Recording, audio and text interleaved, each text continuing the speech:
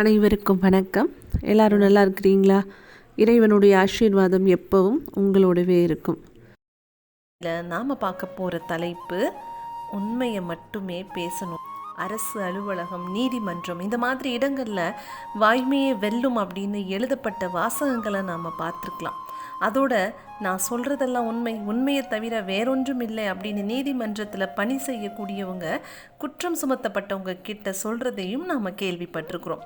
பொய் அழியக்கூடியது, ஆனால் மெய் அழியாதது அப்படிங்கிறத உணர்ந்து நடந்தாலே நம்மளுடைய வாழ்க்கை இன்பமயமாகிடும் அப்படிங்கிறதுல எந்த விதமான சந்தேகமும் இல்லை அப்படிங்கிறது உறுதிங்க.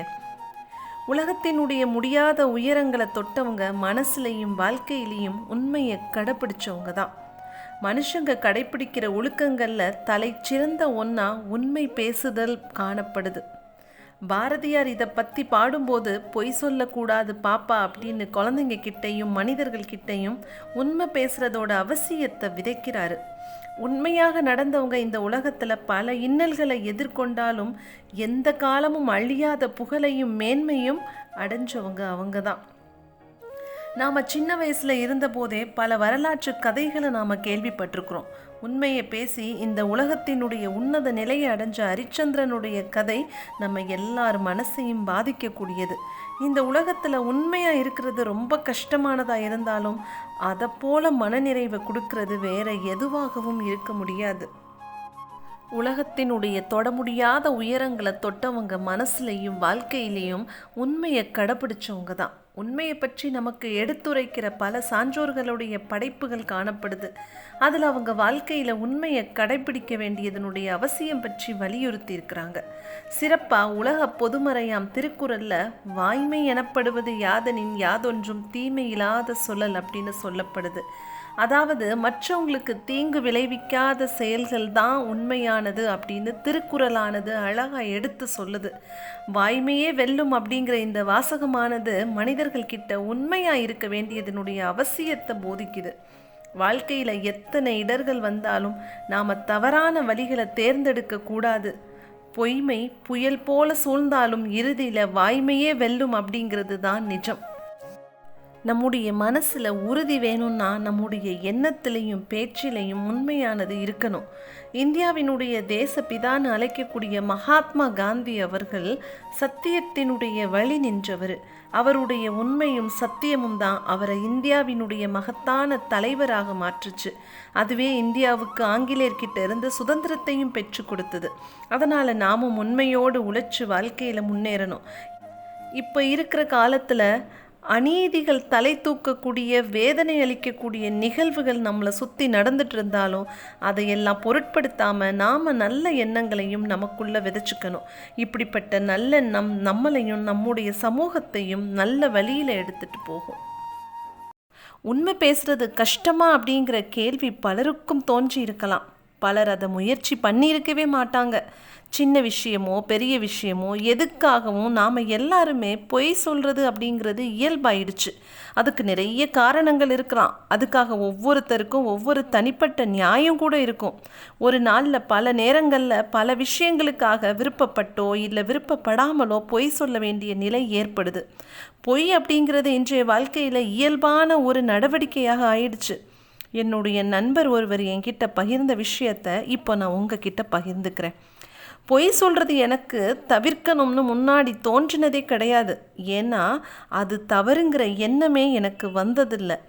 ஆனால் நான் அர்த்தமுள்ள இந்து மதம் அப்படிங்கிற புத்தகம் படித்ததுக்கப்புறம் அதில் கண்ணதாசன் அவர்கள் ரகசியமில்லா வாழ்க்கை பற்றி விளக்கமாக சொல்லி இருந்தது என்னை ரொம்பவே கவர்ந்தது அப்படின்னு அந்த நண்பர் சொன்னார்.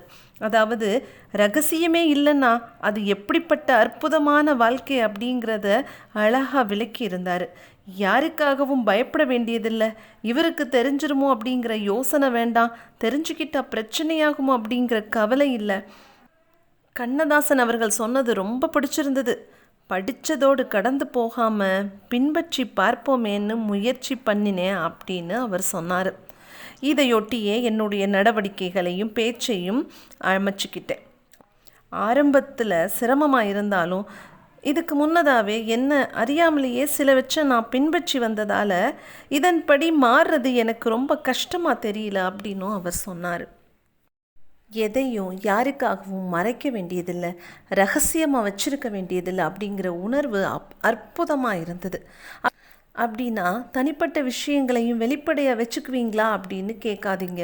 அது ரகசியம் இல்லை, பாதுகாப்பு. ரெண்டுமே வேறு வேறு விஷயங்கள் அப்படின்னு அவர் சொன்னார். அதோட குடும்பத்திலையும் நண்பர்கள்கிட்டையும் பெரும்பாலும் மறைச்சதே இல்லை. அதனால் எங்கே இருக்கிறேன், என்ன செய்வேன் அப்படின்னு எல்லாருக்கும் என்னை பற்றி ரொம்ப ஈஸியாக யூகிக்க முடிஞ்சுது. எப்படி நான் முடிவு எடுப்பேன் அப்படின்னு என்னை தெரிஞ்சவங்க எல்லாருக்கும் நல்லாவே தெரியும். ரகசியமாக வச்சுக்கிறது ஒன்று மட்டும், என்கிட்ட ஒரு விஷயத்த சொல்லி இதை மற்றவங்க கிட்ட சொல்லாதீங்க அப்படின்னு சொல்லிட்டாங்க அப்படின்னா நான் சொல்ல மாட்டேன் அப்படின்னு அந்த நண்பர் சொன்னது எனக்கு ரொம்ப பிடிச்சிருந்தது. நான் அவங்கக்கிட்ட உண்மை பேசுகிறது கஷ்டமானு கேட்டேன். அதுக்கு அவர் இல்லை அப்படிங்கிறது தான் என்னுடைய பதில் அப்படின்னு சொன்னார். ரகசியமே இல்லாமல் இருக்கிறது பழகின உடனேயே உண்மையை மட்டுமே பேச முயற்சி செஞ்சதால் என்ன அப்படின்னு தோணுச்சு. ஆனால் அது அவ்வளோ ஈஸி கிடையாது. காரணம் என்னென்னா, தேவையில்லாத பிரச்சனைகளை அது கொண்டு வந்துச்சு. அதனால் கொஞ்சம் கொஞ்சமாக மாற்றிக்கிட்டு பெரும்பாலும் பொய் சொல்லாமல் தவிர்க்கிறேன். ஆனால் முழுவதுமாக முடியலை, அது முடியும்னு தோணலை அப்படின்னு சொன்னார். அந்த அளவுக்கு போகக்கூடிய எண்ணமும் எனக்கு இல்லை. இப்படி மாறினதுக்கப்புறம் நெருக்கடியாகுமோன்னு நினச்ச பல சம்பவங்கள் ஒன்றுமே இல்லை அப்படின்னு போனது எனக்கு ரொம்பவே வியப்பாக இருந்தது அப்படின்னு அவர் சொன்னார். இப்போல்லாம் ஏதாவது பொய் சொன்னால் இதை சொல்லாமல் இருக்கலாமே, என்ன நடந்துட போகுது அப்படிங்கிற எண்ணம் தான் தோணுது. நேர்மையாக இருக்க முடிஞ்சாலும் உண்மை மட்டுமே பேசுகிறது ஈஸியாக இல்லை. ஆனால் எங்கெல்லாம் முடியுமோ அங்கெல்லாம் முயற்சி செய்கிறத வழக்கமாக ஆக்கியிருக்கிறேன். நான் மனசாட்சிக்கு ரொம்ப பயப்படுவேன். அதனால் கூட நான் மேலே சொன்னதெல்லாம் பின்பற்றுறது எனக்கு ரொம்ப ஈஸியாக இருந்திருக்கலாம் அப்படின்னும் அவர் என்கிட்ட சொன்னார். உண்மை பேசினா ஒரு பெரிய வசதி என்ன அப்படின்னா, எதையும் நினைவில் வச்சுக்க வேண்டிய அவசியம் இல்லை. புத்தகம் படித்ததால் பல நல்ல மாற்றங்கள் கொண்டு வர முடிஞ்சதோட இந்த மாற்றங்கள் பலனளிச்சு உதவிச்சு அப்படிங்கிறது முக்கியமாக குறிப்பிட வேண்டியது. அனுபவங்களால் நம்முடைய தவறுகளை திருத்திக்க முடிகிறது மாதிரி இந்த மாதிரி புத்தகம் படிக்கிறதால சில தவறுகளையும் நம்மால் உணர முடியும். உணர்றது பெரிய சாதனை இல்லை, உணர்றதை பின்பற்றி நாம் நம்மளை மாற்றிக்கிறோமாங்கிறது தான் முக்கியம். அதனால் சிலவற்றை முடியாதுன்னு யோசிக்காமலேயே இருக்காதீங்க, முயற்சி செஞ்சு பாருங்கள், அற்புதங்களை பார்க்கலாம் அப்படின்னு அந்த நண்பர் சொல்லி முடித்தார். என்ன நேர்களே, இதை கேட்கும்போது நாமளும் உண்மையை மட்டுமே பேசலாம், அதுக்கான முயற்சியில் ஈடுபடலாம் அப்படிங்கிற எண்ணம் தோணுது தானே எல்லாருக்கும். இன்னையிலேருந்து நாம் ஸ்டார்ட் பண்ணிடலாமா? என்ன தான் வந்துட போகுது? உண்மையை ஃபாலோ பண்ணுறதுல இருக்கக்கூடிய சந்தோஷமும் நிம்மதியும் வேறு எதில் கிடைக்க போகுது? இன்னையிலேருந்து நாம் இந்த முயற்சியில் ஈடுபடலாம். ஒரு உண்மையை மட்டுமே பேசணும், சத்திய நெறியை மட்டுமே கடைபிடிக்கணும். என்ன வந்தாலும் எது நடந்தாலும் இதயத்து மாளிகையில் சத்தியம் மட்டுமே குடியிருக்கணும். இதனால் என்ன லாபம் அப்படிங்கிறதுக்கு உதாரண கர்த்தா அபிராமி பட்டர். இவர் மேலே பொறாமப்பட்ட சிலர் சரபோஜி ராஜா கிட்ட போய், திருக்கடையூர் அபிராமி கோயிலில் ஒரு பைத்தியம் வேலை செய்யுது, அம்பாள் முன்னாடி கண்ணை மூடிக்கிட்டு ஏதையோ அது பிதச்சிட்ருக்குது, இவருடைய பிதற்றலை கேட்டு அம்பாளுக்கும் கஷ்டம், பக்தர்களுக்கும் கஷ்டம் அப்படின்னு போய் சொன்னாங்க. ஆனால் அபிராமி பட்டரோ சத்திய நெறி தவறாதவர், தன் முன்னால் உட்காந்து சத்தியம் மட்டுமே பேசுபவர் அப்படின்னு அம்பாளுக்கு தெரியும். ஒரு நாள் சரபோஜி மன்னர் கோயிலுக்கு வந்தார். இன்றைக்கு என்ன திதி அப்படின்னு அபிராமி பட்டர்கிட்ட கேட்டார்.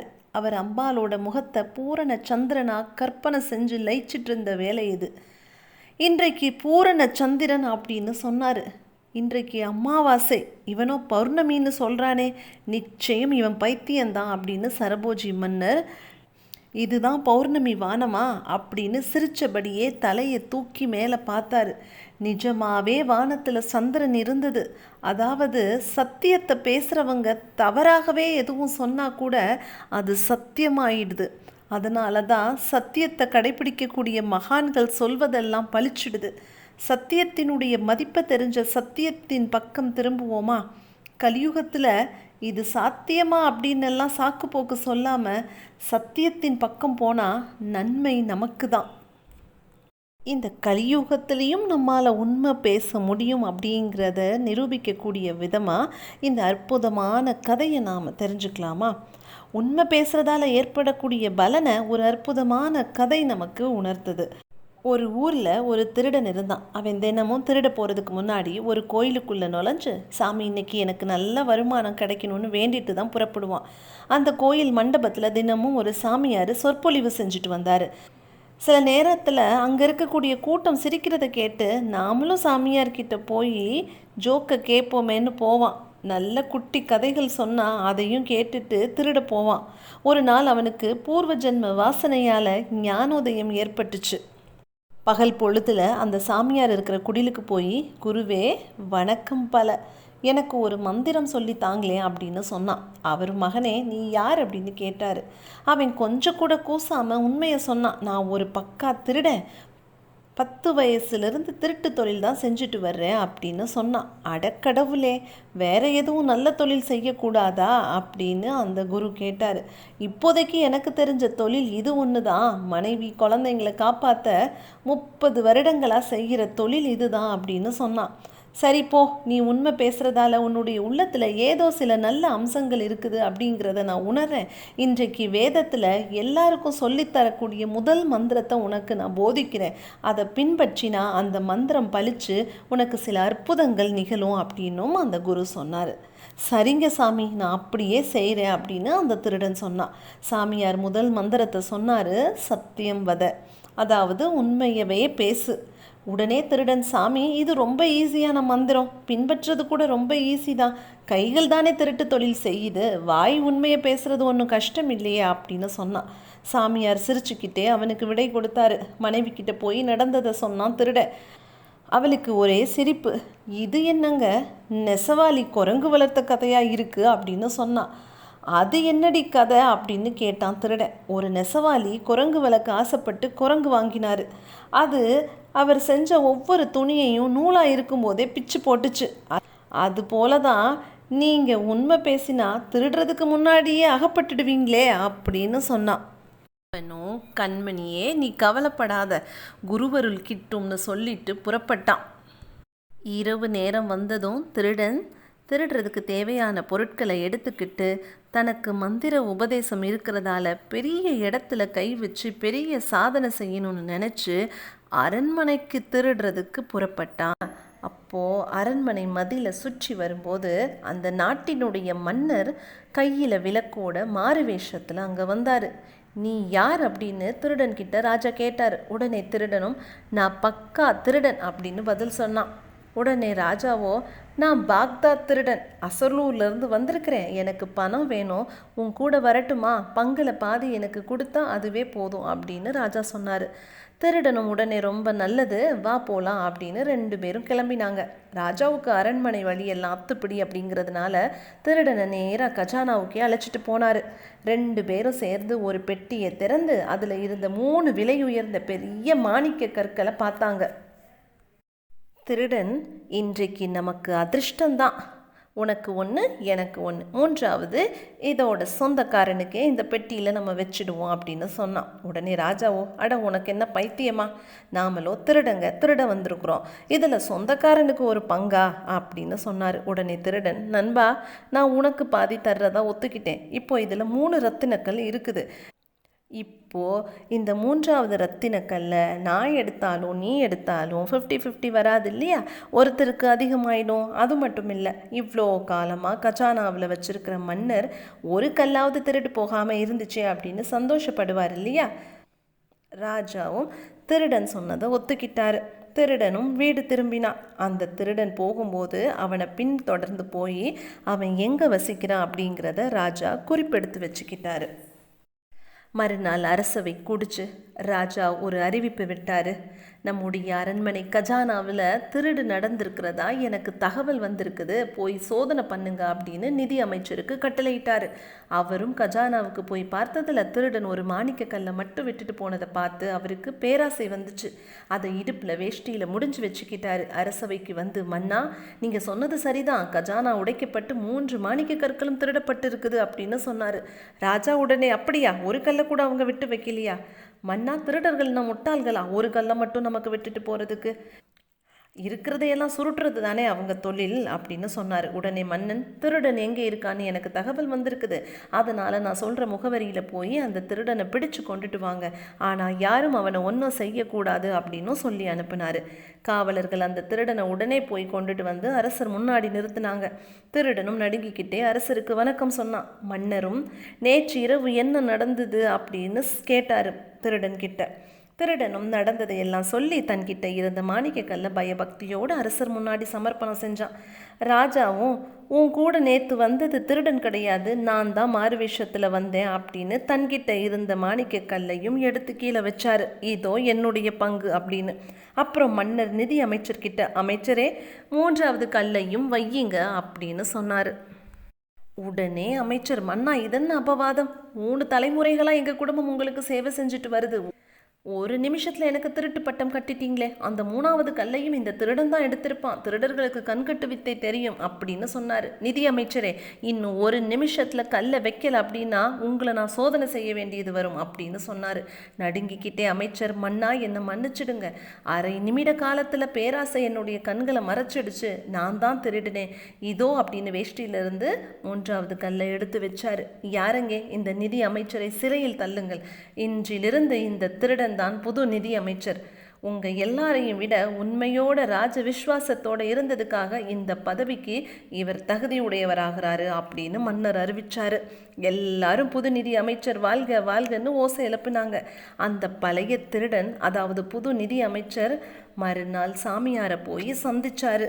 சுவாமி, நீங்கள் சொன்ன மாதிரி நான் உண்மை பேசினதால எனக்கு இந்த பதவி கிடைச்சிது அப்படின்னு நடந்ததெல்லாம் குரு கிட்ட சொன்னான். குருவும் சத்தியம் வத, அதாவது உண்மையே பேசுங்கிறது தான் வேதத்தினுடைய முக்கியமான கட்டளை, நீ அதை கடைப்பிடிச்சதுனால இந்த மாதிரி நீ உயர்ந்திருக்கிற அப்படின்னு பதில் சொன்னார். இந்த கதை உண்மை பேசுகிறதால ஒருத்தருக்கு கிடைச்ச பெரும் மதிப்பை உணர்த்துது. நாமளும் எப்பவுமே உண்மையை மட்டுமே பேசினோம் அப்படின்னா உயர்ந்த நிலையை நிச்சயம் அடைவோம். இறைவன் சத்தியமானவர், இறைவன் படைத்த உலகமும் சத்யுகம், சத்தியமான மனிதர்கள் வாழக்கூடிய உலகம்தான் அந்த சத்யுகம். அங்கே சுகம், சாந்தி, மகிழ்ச்சி அப்படின்னு எல்லாமே நிறைந்திருக்கக்கூடிய உலகம். அப்படிப்பட்ட சத்தியமான உலகத்துக்கு நாம் போகணும் அப்படின்னா நாமளும் சத்தியத்தை மட்டுமே கடைப்பிடிக்கலாமா? முயற்சி செய்யலாமா? வெற்றி அடையலாமா? முயற்சி செஞ்சால் வெற்றி நிச்சயமாக கிடைக்கும். சத்தியமேவ ஜெயத்தே. அன்று ஞாயிற்றுக்கிழமை ஆசிரியர் கந்தசாமி அவர்கள் திருக்குறள் வகுப்பு எடுத்துட்டு இருந்தார். பாடம் தொடங்குறதுக்கு முன்னாடி வாய்மை பேசுகிறதால ஏற்படக்கூடிய நன்மைகளை குறித்து விரிவாக எடுத்து சொல்லிட்டு இருந்தார். ஹரிச்சந்திரன் ஒரு மாமன்னர், அவரை ஒரு பொய்யாவது சொல்ல வச்சிடணும் அப்படின்னு அரும்பாடுபட்டாங்க. ஆனால் ஹரிச்சந்திரனோ சொல்லனா துயரங்களுக்கு மத்தியிலும் வாய்மையே பேசி இறையொருள் பெற்றார் அப்படின்னு விளக்கி சொன்னார். அப்போ ஒரு மாணவன், ஐயா, ஹரிச்சந்திரன் கதை ஒரு புராணம், படிக்க கேட்க இதமாக விருப்பமாக இருக்குமே ஒழிய கால வெள்ளத்தால் மாறி வரக்கூடிய இன்றைய சூழ்நிலையில் வாய்மையை பேசி வாழ்கிறது அப்படிங்கிறது நடைமுறை சாத்தியமாக இருக்குமா அப்படின்னு கேட்டான். உடனே ஆசிரியரும், ஏன் முடியாது? நம்முடைய காலத்தில் வாழ்ந்த மோகன்தாஸ் கரம்சந்த் காந்தி இதே ஹரிச்சந்திரன் நாடகத்தை பார்த்து மனம் மாறி வாய்மையே பேசி உலகம் போற்றக்கூடிய உத்தமராக மகாத்மா காந்தியாக வாழ்ந்து காட்டினது நினைவில்லையா அப்படின்னு கேட்குறாரு. பொய்யும் புரட்டும் சூதும் வாதும் மல்கி கிடக்கக்கூடிய அரசியல் வாழ்க்கையில் ஈடுபட்டிருந்த அவரால் எப்படி வாய்மையே பேசி வாழ முடிஞ்சுது? மகாத்மா காந்தியை பார்த்து, பாபுஜி, இந்த நாட்டு மக்களுக்கு நீங்கள் கூறக்கூடிய செய்தி என்ன அப்படின்னு கேட்டாங்க. அவர், என்னுடைய வாழ்க்கையே நான் இந்த நாட்டு மக்களுக்கு தரக்கூடிய செய்தி என்று சொன்னார். உலகம் தோன்றின காலம் தொட்டு வாழ்ந்த சான்றோர்கள், மகான்கள், அருளாளர்கள் மாபெரும் தன்னுடைய வாழ்க்கையே தான் தரக்கூடிய செய்தி அப்படின்னு சொன்னது கிடையாது. அந்த வகையில் ஓர் சான்றாண்மை மிக்க வாழ்க்கையை வாழ்ந்தவர் காந்தியடிகள் அப்படின்னு ஆசிரியர் சொன்னார். இதிலிருந்து நமக்கு என்ன புரியுது? நாம் உண்மை மட்டுமே பேசணும் அப்படின்னா அதுக்கு முயற்சியும் பயிற்சியும் மட்டும்தான் முக்கியம். அது இருந்துச்சு அப்படின்னா நாமளும் காந்திஜி மாதிரி இதே கலியுகத்தில் உண்மை பேசக்கூடியவர்களாக மட்டுமே நாமளும் சிறந்து விளங்கலாம் அப்படிங்கிறது தான் காந்திஜி அவர்களினுடைய வாழ்க்கை வரலாறு உணர்த்துது. நன்றி, வணக்கம். மற்றொரு வீடியோவில் நாம் அடுத்து சந்திக்கலாம்.